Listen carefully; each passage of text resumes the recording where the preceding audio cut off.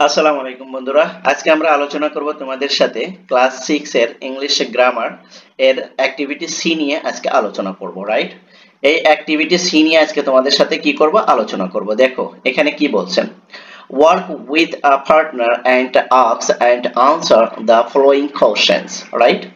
অর্থাৎ work with a partner, কি করো তুমি পার্টনারের সাথে কি করো, কাজ করো, এন্ড আস্ক এবং জিজ্ঞাসা করো, এন্ড আনসার এবং উত্তর দাও দ্য ফলোইং কোশ্চেন, এই যে কোশ্চেন গুলো অনুসরণ করে কি করো, আনসার করো এবং জিজ্ঞাসা করো। কার সাথে? পার্টনারের সাথে, রাইট? তাহলে দেখো আমরা এক নম্বরে কি বলছে সেটা একটু দেখি। Number 1, how many friends do you have, তোমার কতগুলো বন্ধু আছে, রাইট? এই যে ফ্রেন্ডস, রাইট?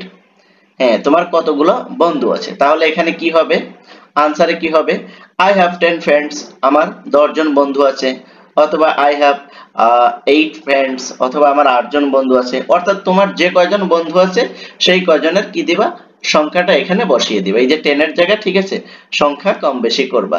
তোমার যদি বেশি হয় 20 হয় তাহলে 20, তোমার যদি 11 হয় তাহলে 11, 12 হলে 12, যত হবে তুমি তোমার সংখ্যাটা এখানে বসা দিবে, আনসার হয়ে যাবে, রাইট? তারপরে নাম্বার 2 তে দেখো, how many classes do you attend a day, how many classes, তুমি কতগুলো ক্লাসে do you attend a day, day তে অর্থাৎ প্রতিদিন তুমি কতগুলো ক্লাসে অ্যাটেন্ড করো, রাইট? এর আনসারটা কি হবে দেখো, আনসারটা হবে হলো I attend 6 classes a day, অর্থাৎ আমি দিনে 6টি ক্লাসে অ্যাটেন্ড করি। অর্থাৎ তোমাদের যে পিরিয়ড বলে সেটা আর কি, কয়টা সাবজেক্ট দিনে হয় সেটাই বোঝাচ্ছে আর কি, রাইট? আশা করি তোমরা এটা বুঝতে পেরেছো। এরপরে দেখো 3 নম্বরে কি বলছে, 3 নম্বরে কি বলে একটু দেখো, how many subjects do you study, তুমি কতগুলো সাবজেক্টে স্টাডি করো, right? How many subject do you study, তুমি কতগুলো সাবজেক্টে স্টাডি করো। দেখো আনসারে কি বলছে, I study 7 subjects, I study 7 subject, আমি 7টা সাবজেক্টে স্টাডি করি, রাইট? উত্তরটা কিন্তু খুব সহজে কিন্তু এখানে দিতে পারো। তারপর দেখো কি বলছে,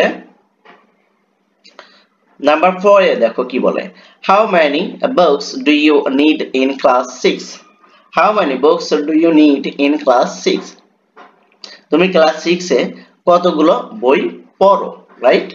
দেখো আনসারে কি বলে, দেখো এখানে আনসার বলছে I read 10 books in class 6, আমি ক্লাস 6 এ 10টি বই পড়েছি। তারপর নাম্বার 5 দেখো, নাম্বার 5 এ কি বলছে, how many students are there in your class, তোমার ক্লাসে কতগুলো স্টুডেন্ট আছে। আনসার কি আসে দেখো, there are there are 40 students in my class, there are 40 students in my class, আমার ক্লাসে 40 জন ছাত্র আছে। ওকে, আশা করি তোমরা এটা বুঝতে পেরেছো। তারপর এটা একটু দেখো এখানে কি বলছে, এই যে এইদিকে একটু তাকাও, are the nouns in these questions and your answer countable noun or uncountable, why, কেন, রাইট? এবার দেখো এখানে কোন কোন শব্দগুলো কাউন্টেবল এবং আনকাউন্টেবল সেটা ফাইন্ড আউট করতে বলছে। Now answer the following question, এবার কোশ্চেন গুলোর কি দাও, উত্তর দাও, রাইট? তাহলে দেখো এখানে কি বলছে দেখো, do you have any money on you, তোমার কি কোনো মানি আছে, এটা কি মানিটা, কি মানিটা হচ্ছে হলো uncountable noun. Did your teacher give you any advice about improving your English, অর্থাৎ তোমার টিচার কি তোমাকে ইংরেজি স্কিলটাকে ডেভেলপ করার জন্য কি কোনো কি অ্যাডভাইস দিয়েছে, এটা কি, এটা হবে হলো আনকাউন্টেবল। এই যে এখানে যে অ্যাডভাইসটা আছে, অ্যাডভাইসটা কি আনকাউন্টেবল, এই যে এখানে কিন্তু আমি লিখে দিয়েছি সবগুলো, ঠিক আছে? তারপর দেখো number 3, how many types of furniture do you have in your room, তোমার রুমে কত ধরনের ফার্নিচার আছে। তাহলে ফার্নিচারটা কি, ফার্নিচারটা হচ্ছে আনকাউন্টেবল, এই যে লিখে দিয়েছি। তারপর দেখো number 4, have you got any information about the exam, right? দেখো তোমার কাছে কি কোনো ইনফরমেশন আছে এক্সাম সম্পর্কে, এই যে ইনফরমেশনটা কি, ইনফরমেশনটা হলো আনকাউন্টেবল নাউন, রাইট? তারপর এটা দেখো number 5, do you have straight or curly hair, right? দেখো ডু ইউ হ্যাভ স্ট্রেইট, তোমার কি সোজা অর্থাৎ তোমার কি স্ট্রেট সোজাসুজি অথবা কুকরানো চুল আছে? এই যে এখানে হেয়ার, এটা কি? এটা হলো আনকাউন্টেবল নাউন, রাইট?